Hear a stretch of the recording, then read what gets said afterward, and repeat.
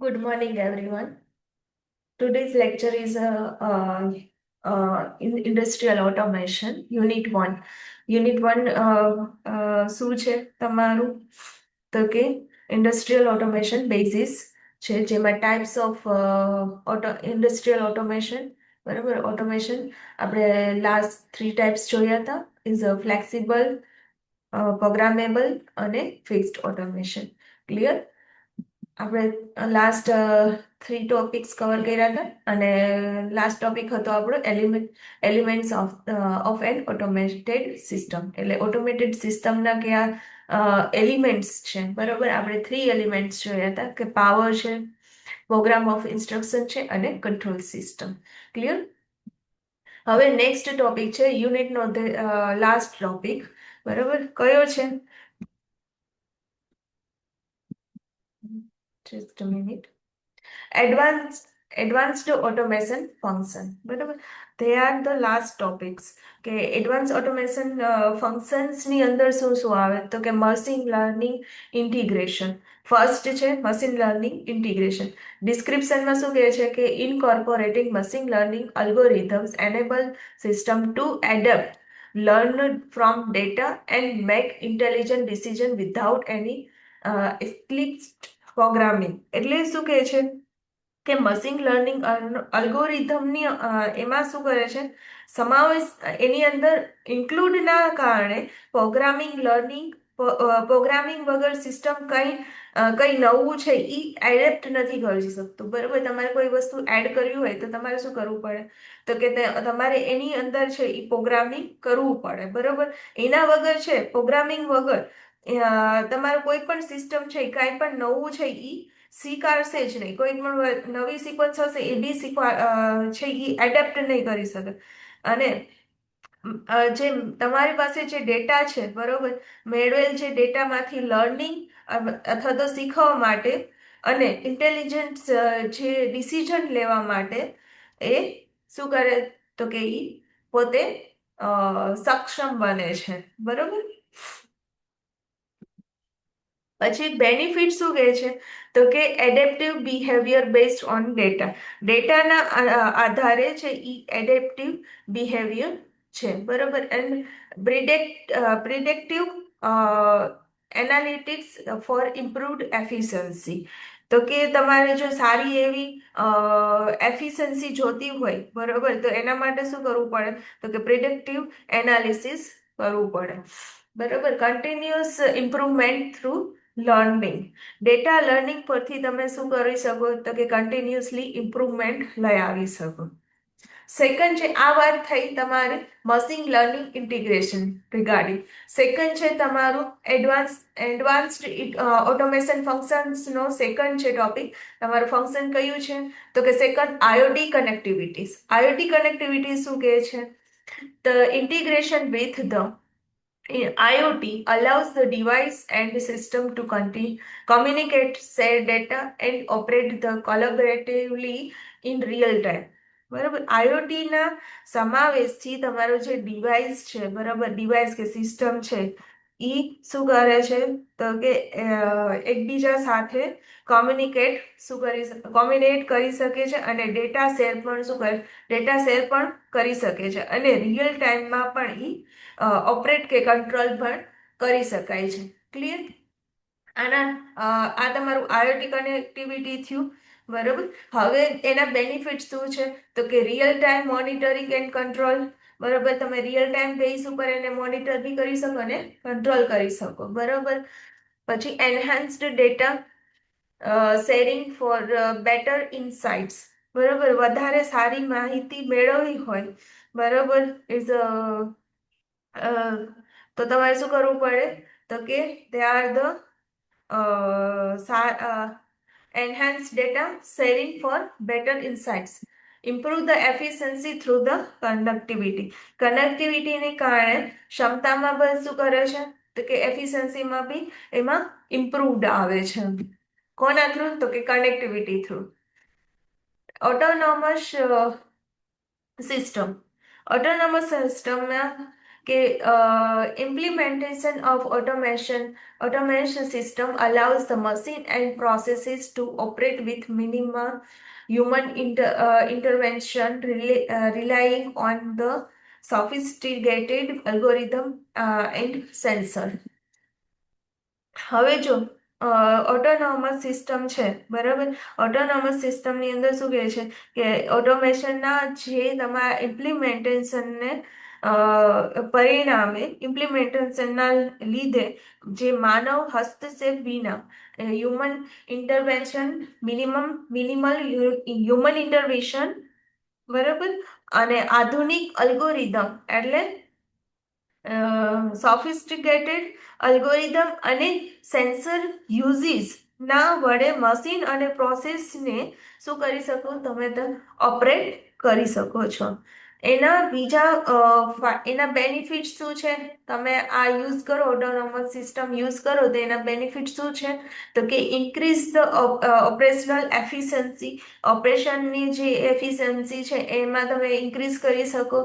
Second છે reduction in human error, માનવ વતે જે થતું એરર્સ છે એને તમે શું કરી શકો કે એને રિડ્યુસ કરી શકો. પછી continuous operation without constant supervision, સતત સુપરવિઝન વિના સતત તમે શું કરી શકો, કન્ટિન્યુઅસલી ઓપરેશન તમે છે એ સુપરવિઝન કરી શકો. જે કોઈ કન્ટિન્યુઅસ ઓપરેશન ચાલતું હોય, બરોબર, એને સુપરવિઝન વિના બી તમે શું કરી શકો, સતત સુપરવિઝન કરી શકો. પછી પ્રિડિક્ટિવ મેન્ટેનન્સમાં શું છે? તો કે utilize the data analytics and sensor to predict equipment failures before they occur, enabling proactive maintenance. હવે ડેટા એનાલિસિસ અને સેન્સરના ઉપયોગથી તમે જે ઇક્વિપમેન્ટ ફેલ્યુલર્સ છે, બરાબર, એટલે ફેલ્યુલર્સ એટલે એને બગડવું, બરાબર, એના વિશે અગાઉથી જ તમે શું કરી શકો, તો કે પ્રિડિક્ટ કરી શકો. પ્રિડિક્ટ કરવું એટલે તમે પ્રિડિક્ટ કરી શકો, કરી શકાય છે, જેથી તમે શું કરો, મેન્ટેનન્સ કરવા માટે જરૂરી શું કરો કે એના અકોર્ડિંગ તમે સ્ટેપ્સ લઈ શકો. કે ભાઈ તમે પહેલાથી ખબર પડી જાય કે આ જગ્યાએ ઇક્વિપમેન્ટ ફેલ્યુલર થશે, બરોબર, તો એના વિશેથી તમે પ્રિડિક્ટ કરીને તમે એના મેન્ટેનન્સ અકોર્ડિંગ તમે શું કરી શકો, સ્ટેપ લઈ શકો. સેકન્ડ છે બેનિફિટ્સની અંદર શું છે કે મિનિમાઇઝ ધ ડાઉન ટાઈમ, તમારો જે ડાઉન ટાઈમ છે, બે પ્રોડક્ટ બનવા વચ્ચેનો જે ટાઈમ છે એને કંઈ બને એટલો ઘટાડી શકો. Is extended equipment life span, ઇક્વિપમેન્ટના જે લાઈફ સ્પેન છે, બરાબર, એની અંદર તમે એક્સટેન્ડ કરી શકો. Cost effective maintenance strategy, cost effective maintenance strategy છે તે આર ધ બેનિફિટ્સ. અને હ્યુમન મશીન કોલેબરેશનમાં શું છે? તો કે ફોસ્ટરિંગ collaboration between the automated system and human operation, ensuring effective teamwork for complex tasks. હવે ઓટોમેટેડ હ્યુમન મશીન કોલેબરેશનની અંદર શું કહેવા માંગે છે કે જે ઓટોમેટેડ સિસ્ટમ છે, બરાબર, ઓટોમેટેડ સિસ્ટમ અને માનવ ઓપરેટર્સ છે વચ્ચેના જે ફોસ્ટરિંગ કોલેબરેશનથી તમે શું કરી શકો કે જે કોમ્પ્લેક્સ ટાસ્ક છે, બરોબર, માટે તમે ઇફેક્ટિવ ટીમ વર્કથી શું કરી શકો, એન્શ્યોર કરી શકો. અને બેનિફિટ શું કહે છે? Capitalization of human problem solving skills, માનવની જે પ્રોબ્લેમ સોલ્વિંગ સ્કિલ્સનું તમે શું કરી શકો, તો કેપિટલાઇઝેશન કરી શકો. પછી improving the decision making, decision લેવામાં તમે શું કરી શકો, તો કે સુધારો કરી શકો, ઇમ્પ્રુવડ કરી શકો કોઈ પણ ડિસિઝન લ્યો એમાં. પછી એન્હાન્સ્ડ એડેબિલિટી ટુ ડાયનેમિક સિચ્યુએશન, બદલાતી જે ડાયનેમિક સિચ્યુએશન છે, બદલાતી પરિસ્થિતિઓ છે, એને શીખવાડવા માટે યુ આર ધ એન્હાન્સ્ડ એડેપ્ટેબિલિટી. પછી next is a virtual commissioning. તો એને testing and validating automation system in a virtual environmental before physical implement, reducing error and optimizing performance. હવે વર્ચ્યુઅલ કમિશનિંગની અંદર શું કે જે તમારા જે કહીએ ને કે ફિઝિકલ ઇમ્પ્લિમેન્ટેશન છે બરોબર, એને તમારે અમલમાં લાવવા તે પહેલા before physical implementation the automated સિસ્ટમને વર્ચ્યુઅલ વાતાવરણમાં ટેસ્ટિંગ અને વેલિડેટ કરવાથી એરર છે એ તમારી ઓછી કરી શકો, રિડ્યુસ કરી શકો અને સારું પરફોર્મન્સ તમે છે એના દ્વારા તમે ઓપ્ટિમાઇઝ ધ પરફોર્મન્સ, એના દ્વારા સારું પરફોર્મન્સ તમે લઈ શકો છો. બેનિફિટ શું છે? તો કે કોસ્ટ ઇફેક્ટિવ ટેસ્ટિંગ. એનો બેનિફિટ એ છે કે તે સસ્તું છે, કોસ્ટ ઇફેક્ટિવ ટેસ્ટિંગ. પછી identification of design flow early. ડિઝાઇનમાં રહેલા જે ખામીઓ છે બરોબર, એને તમે શું કરી શકો, જાણી શકો છો. જે તમે ડિઝાઇન કરી છે એની અંદર આઈડેન્ટિફિકેશન કરી શકો. And efficient system optimization. સિસ્ટમની કાર્યક્ષમતાને 100% નજીક શું કરી શકો, તમે પહોંચાડી શકો છો. પછી કોસ્ટ ઇફેક્ટિવ ઇન્ફ્રાસ્ટ્રક્ચર. ઇન્ફ્રાસ્ટ્રક્ચર છે એ તમારું કોસ્ટ ઇફેક્ટિવ છે. પછી ઓગમેન્ટેડ રિયાલિટી ઇન ઓપરેશન. હવે integration AR technology for enhanced visualization, training and trouble shooting in automated processes. બરાબર, તો ઓગમેન્ટેડ રિયાલિટીની અંદર શું વિઝ્યુલાઇઝેશન છે એ તમને સારું મેળવવા માટે ઓટોમેટેડ પ્રોસેસની અંદર ટ્રેનિંગ અને ટ્રબલ શૂટિંગ એ વધારે સારું કરવાથી જે તમારી AR ટેકનોલોજીનું છે એ તમારે ઇન્ટિગ્રેશન સારું થઈ શકે જેનાથી. અને ફાયદા શું છે એના? તો કે training efficiency, real time is a training efficiency, real time trouble shooting અને ઇમ્પ્રુવ ધ સિચ્યુએશનલ અવેરનેસ. બરાબર, પરિસ્થિતિઓને જે અવેરનેસમાં ઇમ્પ્રુવમેન્ટ, સુધારો લઈ આવી શકે છે.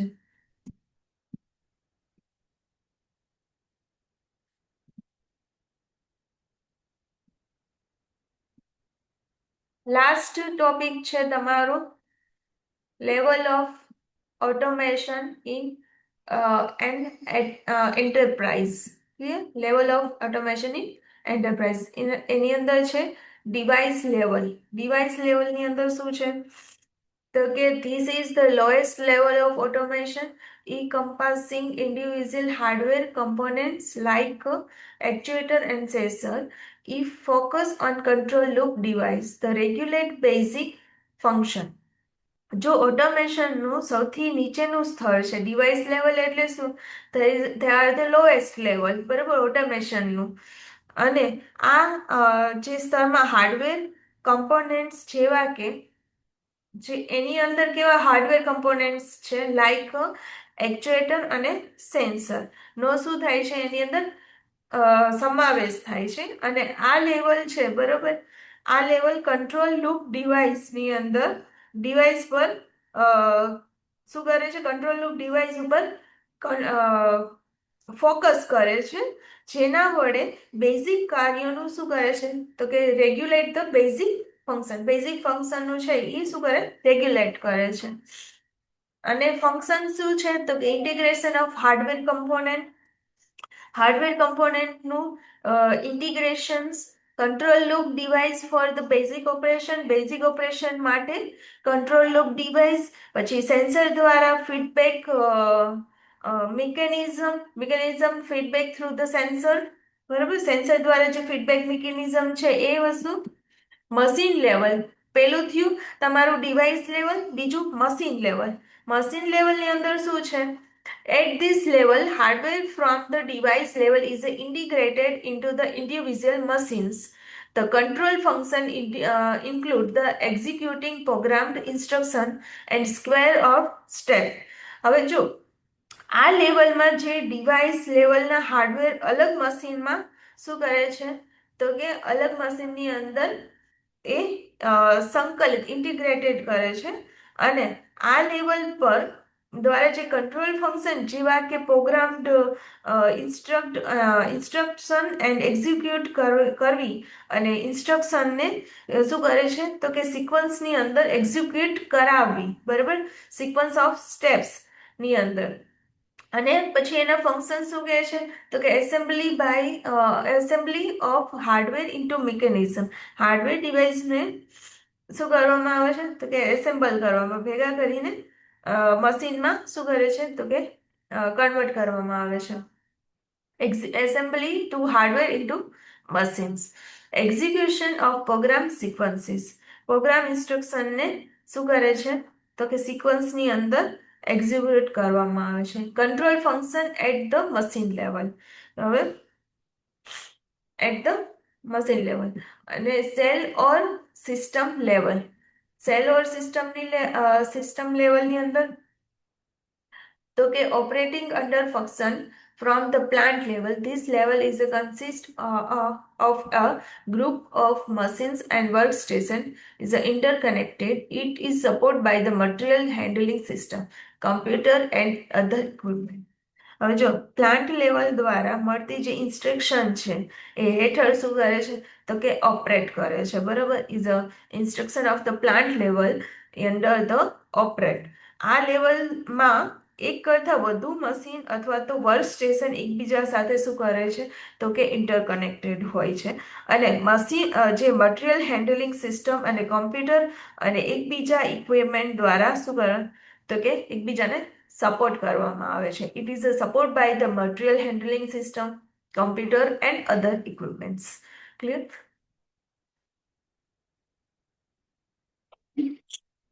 નેક્સ્ટ છે તમારું ફંક્શન્સ.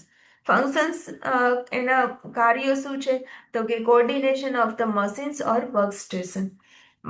મશીન અને વર્ક સ્ટેશન વચ્ચે શું કરવું પડે છે, તમારે કોર્ડિનેશન કરવું પડે છે. Material handling and transfer. Material handling અને transfers. Interconnected system for the streamlined operation. હવે તમારે સ્ટ્રીમલાઇન્ડ ઓપરેશન માટે શું કરવું પડે, તો કે ઇન્ટરકનેક્ટેડ સિસ્ટમ યુઝ કરવી પડે. ફોર્થ છે તમારું પ્લાન્ટ લેવલ. પ્લાન્ટ લેવલમાં કઈ રીતના, તો કે this level function at the factory or production system level. It receives the instruction from the corporate information system and translates them into operational plans for production. Plant લેવલની અંદર કેવી રીતના, તો કે તમારે જે ફેક્ટરી કે પ્રોડક્શન સ્તર ઉપર આ લેવલ શું કરે છે, તો કે કામ કરે છે. અને આ લેવલ છે એ કોર્પોરેટ ઇન્ફોર્મેશન સિસ્ટમ તરફથી ઇન્સ્ટ્રક્શન મેળવે છે અને તે ઇન્સ્ટ્રક્શનને પ્રોડક્શન માટે ઓપરેશનલ પ્લાન્ટમાં શું કરે છે, તો કે એને ઓપરેશનલ પ્લાન્ટની અંદર કન્વર્ટ કરે છે. નેક્સ્ટ તમારું ફંક્શન. ફંક્શનમાં શું કહે છે કે translation of the corporate instruction. જે તમારા કોર્પોરેટ ઇન્સ્ટ્રક્શનનું શું કરે છે, તો કે ટ્રાન્સલેશન કરે છે.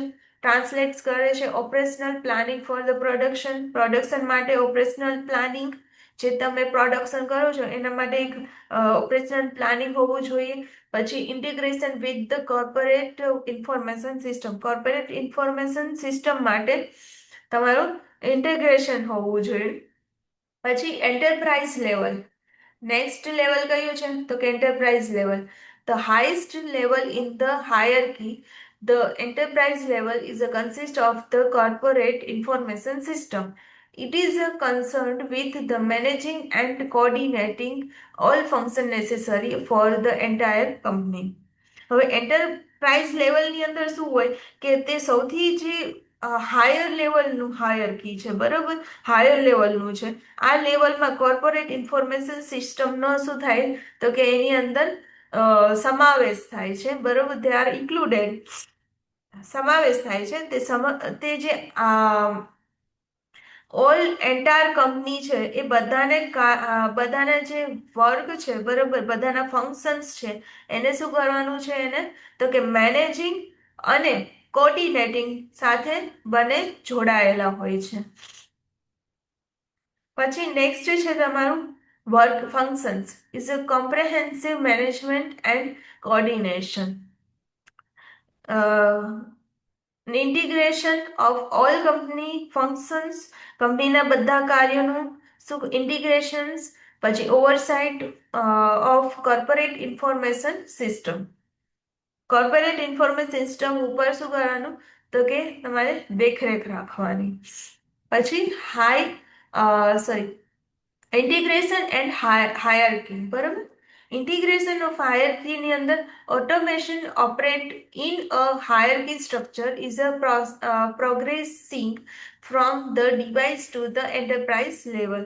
હવે ઓટોમેશન હાયરકી જે સ્ટ્રક્ચર છે તેને અ, રીતે ઓપરેટ થાય છે, જે ડિવાઇસના લેવલથી શરૂ થઈને એન્ટરપ્રાઇઝ લેવલ સુધી એ શું કરે છે, પ્રોગ્રેસિંગ, they are the progressing, બરાબર. અને each level contribute to the overall efficiency and coordination of the enterprise. અને દરેક લેવલ ઉપર શું કરે કે એફિશિયન્સી વધારવા માટે વધારવા પર એન્ટરપ્રાઇઝના દરેક જે ફંક્શન્સને શું કરી શકે, દે આર ફંક્શન્સ સંકલન ઉપર શું કરે, તો કે એના ઉપર ધ્યાન કેન્દ્રિત કરી શકે, બરાબર. Information flow from the enterprise level down to the device level, ensuring alignment with the organization goal. હવે જે તમારી માહિતી એન્ટરપ્રાઇઝ છે લેવલથી નીચે તરફ જાઓ, બરાબર. ઇન્ફોર્મેશન ફ્લો, તો enterprise level down to the device level. Clear? તમે નીચેની બાજુ જાઓ તો શું થાય છે, તો કે ડિવાઇસ લેવલ તરફ જાઓ તો જે ensuring the alignment with the organization goal, બરાબર.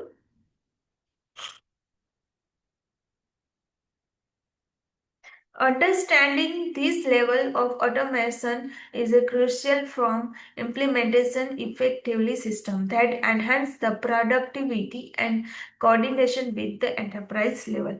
હવે જો અસરકારક એટલે અસરકારક જે તમારી સિસ્ટમ છે, બરોબર, એ અન્ડરસ્ટેન્ડિંગ ધીસ લેવલ, જેના કારણે પ્રોડક્ટિવિટી છે એ તમારી વધે છે અને સમગ્ર જે ઓલ એન્ટરપ્રાઇઝિંગ લેવલ છે, બરોબર, એન્ટરપ્રાઇઝિંગમાં એનું શું કરે છે, તો કે